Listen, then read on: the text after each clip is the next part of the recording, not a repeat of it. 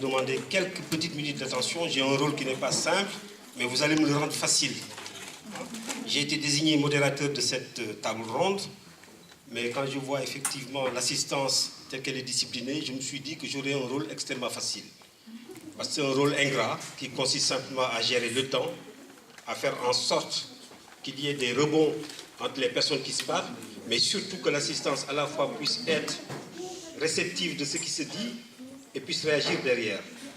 Donc c'est pour cela que je vous demanderai, pour éviter de jouer les arbitres, et surtout aux jeunes, on a beaucoup apprécié vos prestations, je dirais, on vous a applaudi, à votre tour peut-être d'écouter, d'entendre, puisque effectivement ce qui est prévu en termes d'échange, de débat, va vous concerner. Ça me permet simplement d'enchaîner sur le sujet qui nous réunit, mais avant cela, vous me permettrez de remercier donc les organisateurs de cette table ronde, l'association, vous voyez quand on vieillit, je suis obligé de mettre mes lunettes, l'association Priorité Enfance, donc qui nous réunit cet après-midi pour une table ronde autour du leadership au féminin qu'elle apporte des femmes africaines. Vous me permettrez, avant d'introduire le sujet, de présenter simplement l'association qui organise. Ah, je ne vous ai pas présenté ma femme. J'ai du mal à m'en débarrasser. C'est ma fille, elle me poursuit partout. Et vous me pardonnerez, ce n'est pas du tout commode, ce n'est pas du tout dans les habitudes, mais avec votre accord, je la garderai auprès de moi. Abi, viens t'asseoir. Assieds-toi. Tu ne veux pas? Assieds-toi. Je suis désolé, c'est une fille à papa. Tiens, tiens-moi ça. Voilà, donc j'en étais simplement à parler de l'association donc Priorité Enfance qui nous réunit cet après-midi. Je pense que c'est important pour les uns et les autres de savoir quels sont les objectifs de cette association. Donc pour aller vite, elle a été créée en 2013 et l'association a des objectifs de solidarité aussi bien en France qu'au Sénégal. Au Sénégal, pourquoi? Parce que l'instigatrice, Madame Tall, est originaire du Sénégal. Pour autant, elle sait se reconnaître, s'identifier à la terre d'accueil qui est la France. C'est pour ça que les objectifs ainsi que les actions développées sont aussi bien dévolus ici que dans son pays d'origine. L'association est active donc dans le soutien scolaire, l'aide aux devoirs et la médiation culturelle. L'association assure des permanences à la maison de quartier Villette-Paulbert, qui n'est pas loin, à quelques encablures d'ici, au 263 rue Paulbert. Dans le cadre de la médiation culturelle, l'association intervient dans des établissements scolaires, notamment au collège Louis Jouvet de Villeurbanne, avec lequel l'association a des conventions partenariales. Priorité en France est de plus en plus interpellée pour des problématiques liées à l'environnement de l'enfant. Aussi accompagne-t-elle des familles dans leur démarche administrative ou tout autre souci pouvant impacter la vie de l'enfant. Par ailleurs, au Sénégal, l'association parraine un centre qui s'appelle le centre Tchagamloï, qui s'occupe donc de prisonniers, d'enfants prisonniers, d'une école coranique. Et aujourd'hui, l'association compte soutenir justement le réseau qui s'occupe de l'autisme au Sénégal. Elle est active dans le plaidoyer et la sensibilisation sur les problématiques liées à la famille, des problématiques qui sont très actuelles, malheureusement sur le mariage précoce, sur la scolarisation des jeunes filles, sur l'excision. Il y a un terme qu'il conviendrait de traiter, j'espère, un jour, sur le taux élevé des divorces dans la communauté africaine. pour aller vite. Voilà, donc je pense qu'il y a effectivement pas mal de problématiques qui sont très actuelles sur lesquelles travaille l'association et j'ai fini par présenter l'association, si ce n'est simplement de renouveler les remerciements pour nous réunir cet après-midi. C'est un temps précieux, je pense que c'est un temps utile, c'est un temps qui exige, je dirais, l'actualité pour s'interroger sur ce que nous pouvons faire les uns et les autres. Que de se réunir autour de la thématique du leadership féminin, je pense que, je l'ai dit tout à l'heure, c'est d'autant utile que nous vivons des temps crispés, des temps de difficultés personnelles, familiales, au niveau politique, etc. Et qu'amener de temps en temps des espaces de confrontation, des espaces de contradiction dans lesquels on peut échanger, on peut se nourrir les uns et les autres, justement au travers de parcours de jeunes femmes qui sont là. Et je pense que ça peut apporter à la fois des idées nouvelles, ça peut surtout permettre aux uns et aux autres de comprendre comment, dans une société où à la fois il y a des crispations, des tensions, des discriminations, des difficultés, des femmes arrivent à émerger, à passer au-dessus de ces difficultés, de ces obstacles, avec des capacités de renoncement de soi, de dépassement de soi, tout simplement de générosité, pour se mettre à la fois à disposition d'idées certes, mais surtout à la disposition des autres. Et je pense qu'au travers de la lecture de leur parcours les unes et les autres, vous comprendrez en quoi leur tâche est absolument utile. J'aurais pu poser la question très bête, qui consisterait à savoir, est-ce que justement le leadership féminin est une affaire de mode? Ou est-ce une nécessité? Ou est-ce que justement les femmes se mettent dans des dynamiques comme celle-là pour conquérir des espaces qu'on ne leur ouvre pas, l'espace politique, pour ouvrir, en tout cas pour conquérir des droits qu'on ne leur donne pas, qui justifient un certain nombre de discriminations dont elles sont victimes, si je prends juste l'inégalité au niveau de ce qu'on appelle les salaires, de l'accès justement à des postes de responsabilité. Bref, les sujets sont nombreux pour que les unes et les autres puissent justifier à la fois ce qu'elles font et surtout l'utilité de ce qu'elles font. Voilà, donc pour aller vite, nous avons la chance d'avoir à cette table ronde 5 jeunes femmes qui, de par leur parcours, ont, je pense, à la fois des choses à nous dire, des choses à illustrer pour justement faire référence, et surtout parce qu'elles sont engagées. Je crois que sans engagement, ce n'est pas possible justement d'avoir un parcours, et je pense qu'elles auront l'occasion de revenir là-dessus. Donc pour aller vite, et je pense que c'est plus elles que vous avez envie d'écouter que moi, donc dans ce cas-là, je vais juste vous dire que nous avons la chance d'avoir Rose Kamunimoko, qui est là. Je vous demande des applaudissements, c'est pas facile pour vous.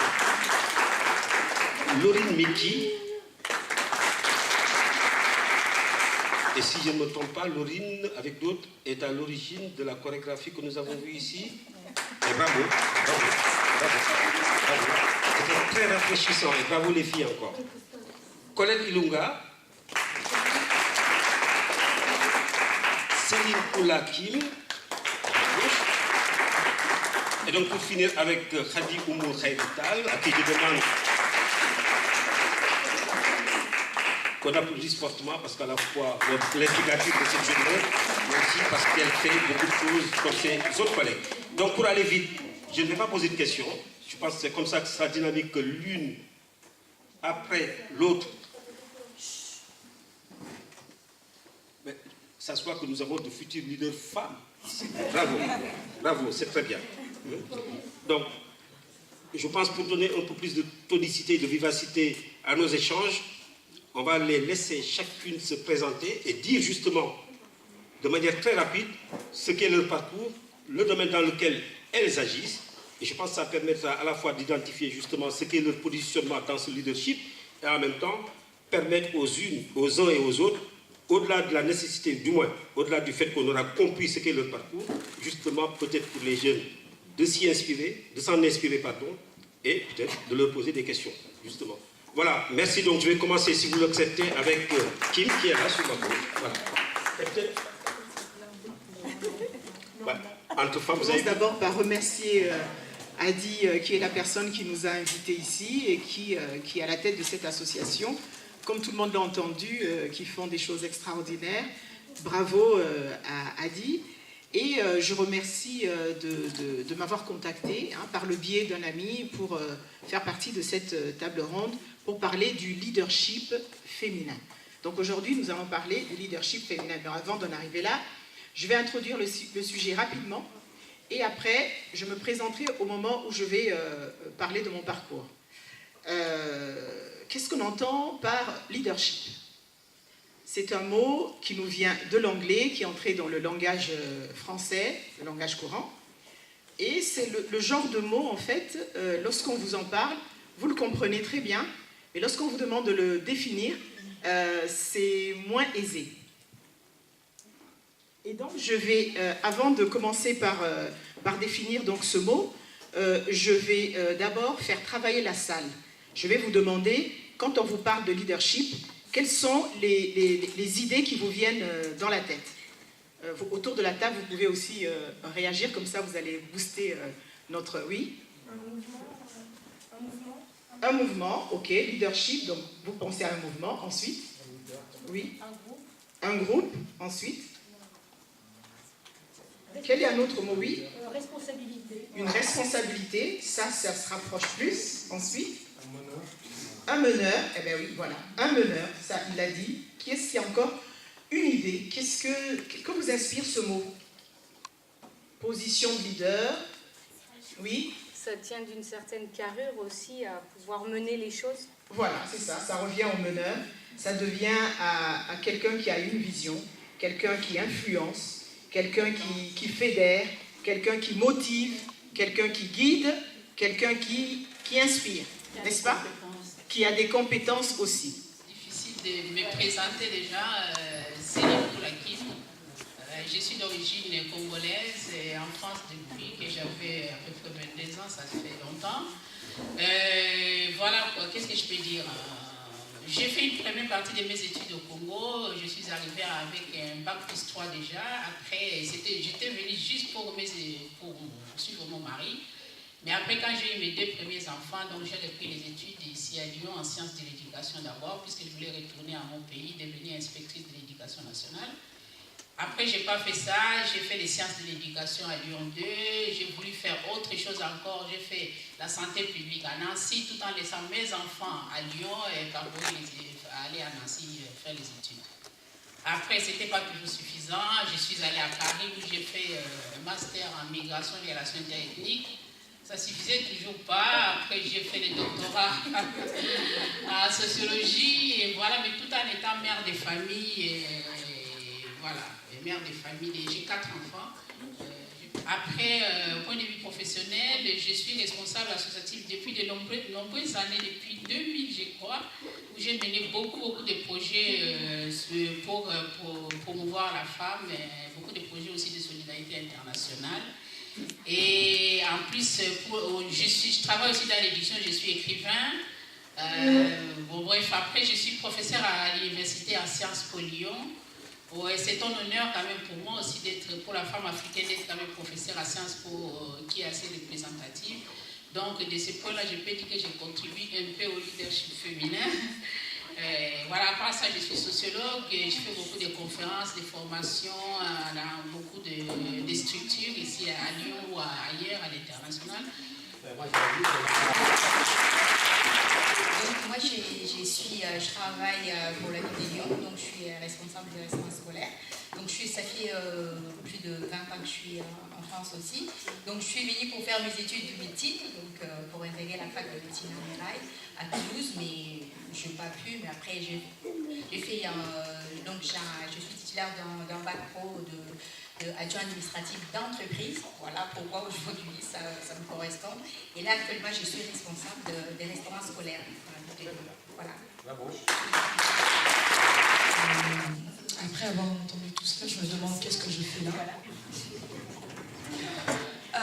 Je suis en France depuis que j'ai 17 ans. J'ai d'abord fait un BTS en industrie agroalimentaire. Au départ, je voulais aussi intégrer la fac de médecine. J'ai dû me buter à un problème. On m'a annoncé que le bac que j'avais n'était pas vraiment reconnu en France parce qu'il n'existait pas. Donc du coup, je n'avais aucune équivalence. Donc on m'a cherché en fait, même pour m'a cherché. On a trouvé une solution par une commission d'étudiants étrangers. On m'a fait passer par un chemin Je ne sais même pas comment je suis passée, mais j'ai atterri dans un BTS, dans un lycée agricole, parce que l'enseignement agricole a des critères de sélection différents de l'éducation nationale. Donc j'ai fait toute ma scolarité supérieure en fait dans le ministère de l'Agriculture. Et après mon BTS, j'ai intégré donc une école d'ingénieur en agriculture, en alimentation et en développement rural. J'ai fini mes études en 2011. J'ai travaillé un peu et puis au lieu de continuer, je me suis mariée et j'ai eu des enfants. Et ensuite après, j'ai voulu retourner à la fac. J'ai fait une année, j'ai préparé un concours et je suis actuellement enseignante dans une matière qui s'appelle biotechnologie, santé, environnement, qui s'exerce en lycée professionnel.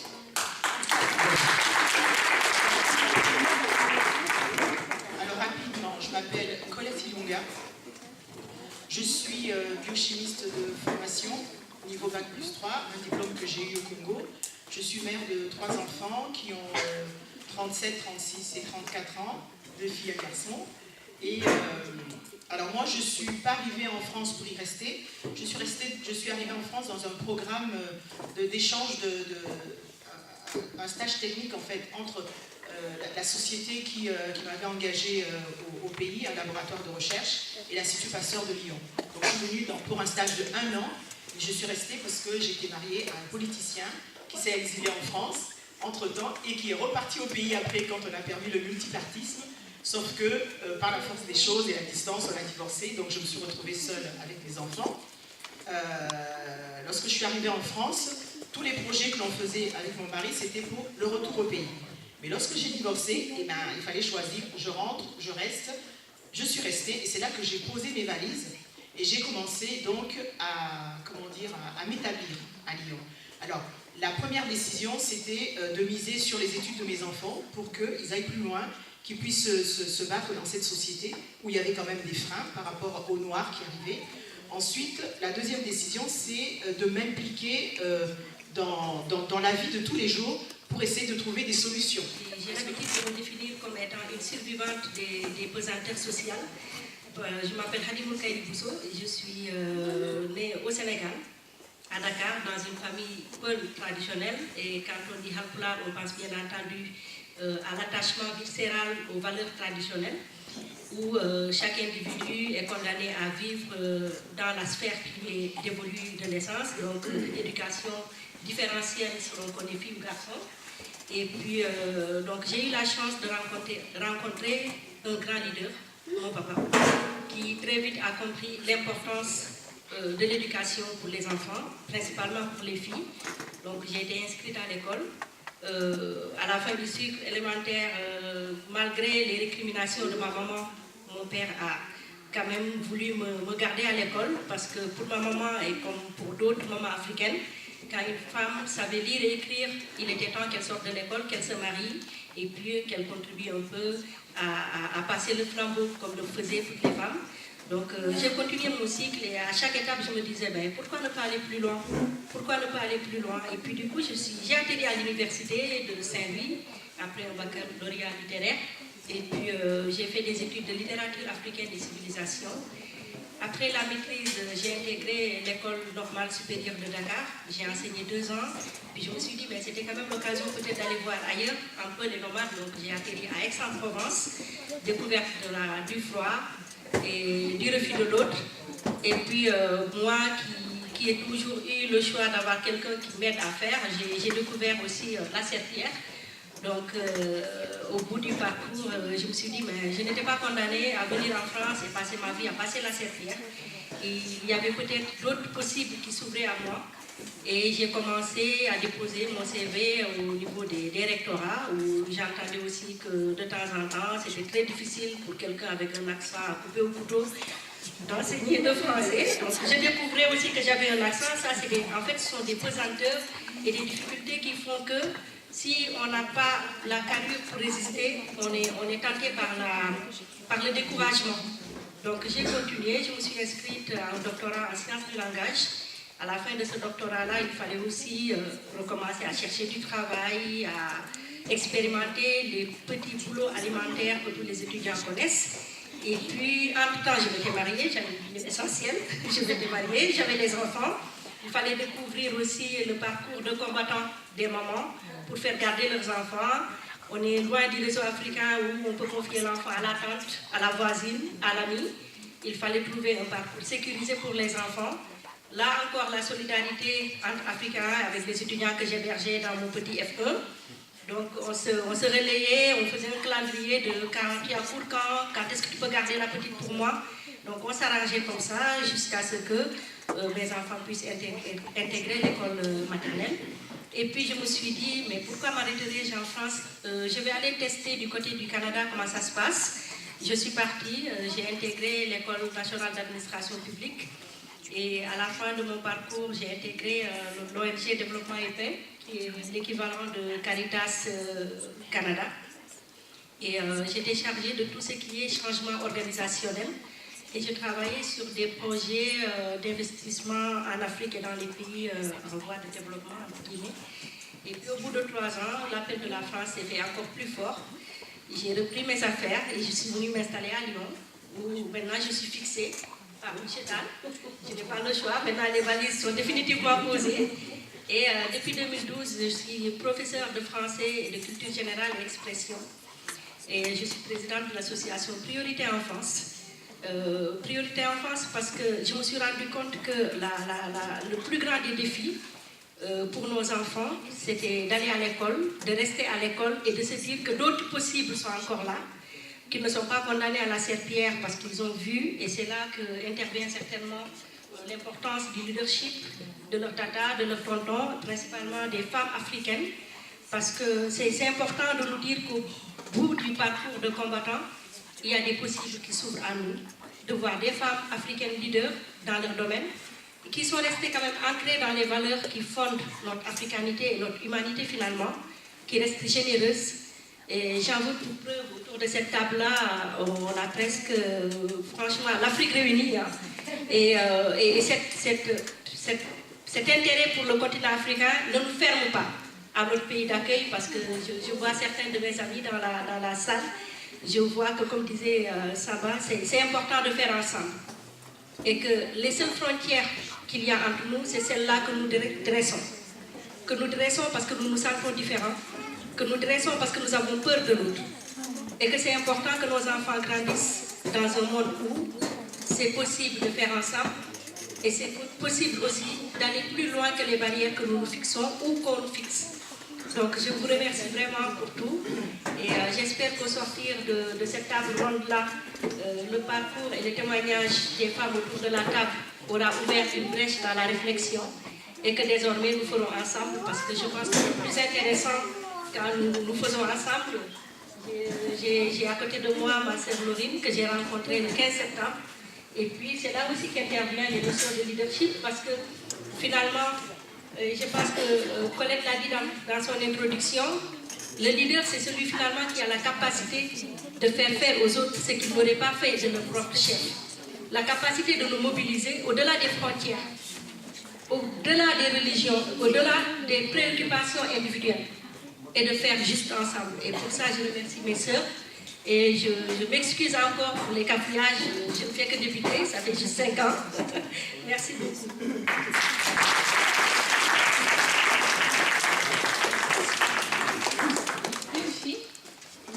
Elle m'a permis de me rendre compte qu'en France, il manque justement ce fait de dire « S'il te plaît, vas-y, tu peux me la garder parce que là, je dois aller faire 3 courses et je ne peux pas faire autrement. » Et c'est super compliqué. Et voilà. Et du coup, c'est vrai qu'avec Adi, quand on s'est vus à l'école, on travaillait toutes les deux. Mais on ne s'est pas posé de questions de couleur ou de culture, mais c'était inné, ça coulait de source. Et on s'est compris par d'autres moyens, on va dire, qu'intellectuels, qui font que ça nous rapproche. Et quand j'entends ce partenariat et tout, bon, je ne vais pas raconter mon parcours, on s'en fiche, mais moi aussi c'est très atypique. Et c'est la même chose, j'ai aussi passé les serpillères. Ça c'était une bête.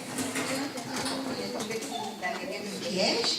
Donc, mais qu'est-ce qu'on a pu faire? Franchement, c'est important l'éducation pour les enfants. Qu'est-ce que je souhaite pour ma fille là?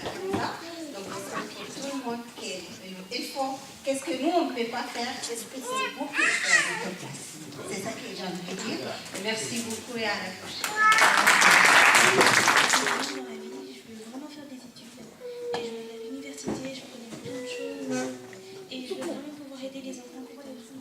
Bravo.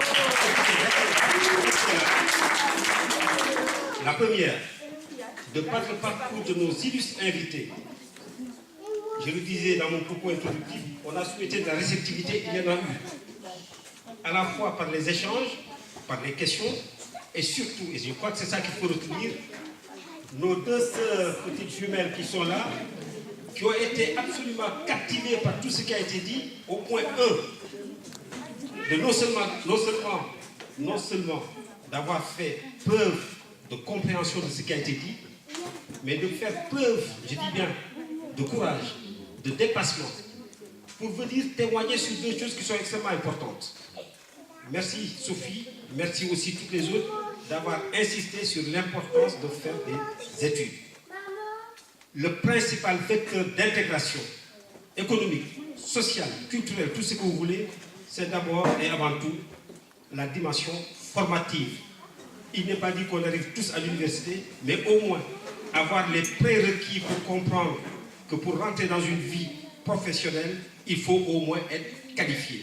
Et lorsqu'on est qualifié, on peut au moins monnayer des compétences. Et monnayer des compétences, c'est tout simplement acheter par soi-même sa propre liberté. Et je pense que les jeunes filles, au travers de vos deux expressions, de vos deux témoignages, moi je suis confiant. Je suis confiant dans la capacité des jeunes à être au-delà de ce qu'on peut attendre. Puisque vous ne regardez pas votre projet à travers vous, mais vous avez cette capacité et cette envie à aller aider d'autres, à vous solidariser comme vos grandes sœurs, comme vos tatas qui sont là. Leur parcours est fait de parcours de solidarité. Et je pense qu'au travers de vos deux témoignages, moi je suis absolument optimiste et je crois en la capacité des jeunes à être acteurs de leur propre citoyenneté et surtout pour devenir des acteurs de leur propre vie. Et je suis persuadé que non seulement vous réussirez vos vies personnelles, mais vos vies professionnelles. Et je souhaite qu'on vous encourage encore et qu'on vous félicite.